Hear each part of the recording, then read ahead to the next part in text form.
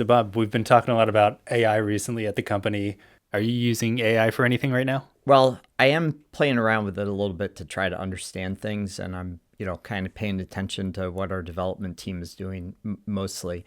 But I kind of stumbled upon a good idea of how to use AI. I was at Running USA, and we just brought out our big trends report, right? And so I was like, let me try ChatGPT to compare the Scott Coffee run with the industry trends report. And basically, all I had to do was prompt it with a few questions.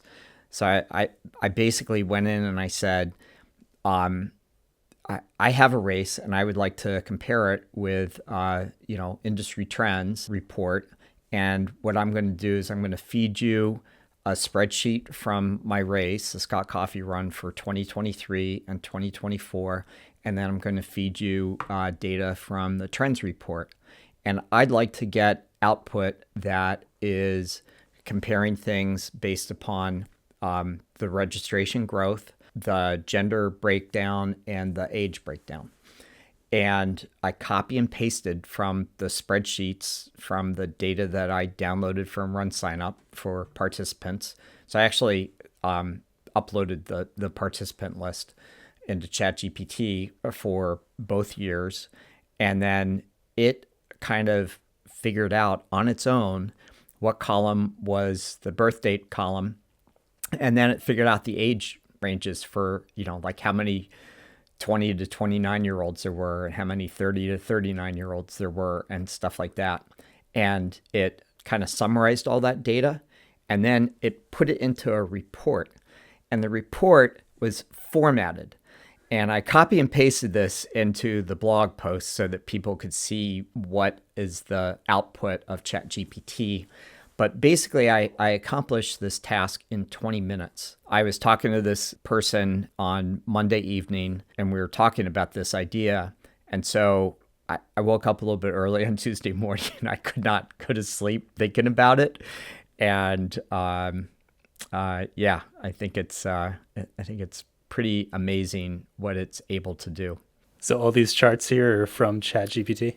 This is an exact cut and paste from ChatGPT.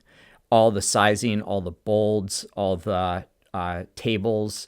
The graphics don't look very good, but it's pretty incredible what it came up with. It also gave me an explanation of how to cut and paste this data and put it into a spreadsheet if I wanted to make it look fancier and to produce real graphic images. So you can upload like a CSV? Well, I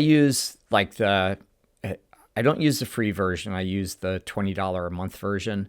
Oh, okay. The $200 a month version, you can upload CSVs, I think. This one, you just copy and paste it. So you just kind of click and drag the entire table, pasted it without any table? Without anything. And it looks like it's a mess. For Scott Coffee Run, there were like over 500 people, right? So I just copied and pasted 500, and then I pasted it in.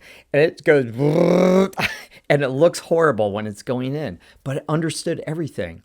And like the data that I output had, I don't know, 10 to 15 columns of data in it. It parsed it all and understood it all and produced these results. I could have done analysis probably on zip code and distance from, how many people traveled over five miles. Actually, I should probably do that one.